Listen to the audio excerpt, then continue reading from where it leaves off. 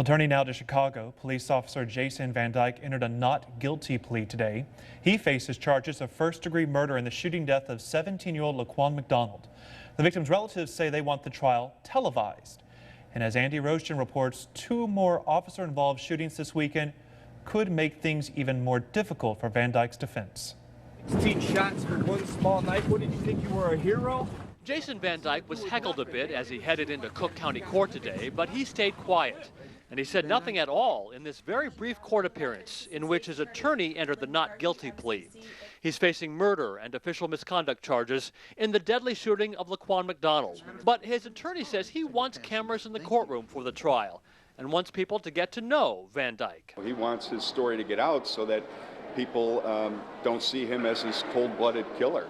Laquan McDonald's family also wants the trial to be televised, but for a different reason.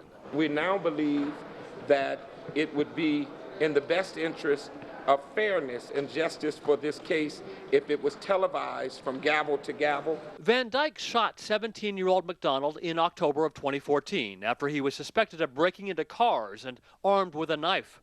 Van Dyke's sworn testimony, and corroborated by the other officers on the scene, was that McDonald lunged at him and that Van Dyke actually had to back up. But the release of the video over a year later seemed to contradict that account.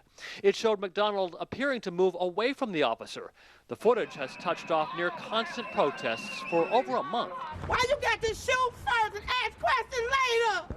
And now comes the latest police-involved shooting, the first in the city since the release of that tape.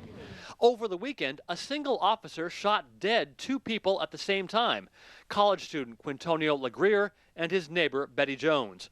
Laquan McDonald's family says the shootings just reinforce their beliefs. And I believe that the entire criminal justice system in the county of Cook is corrupt. And I maintain that. And I need someone to prove me wrong. Van Dyke's expected back in court on January 29th. His attorney says this weekend's shootings shouldn't hurt his case, but won't help either.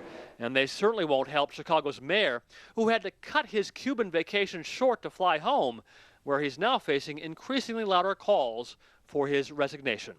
Andy Roaston, Al Jazeera, Chicago. I'm the leading state sponsor of terrorism.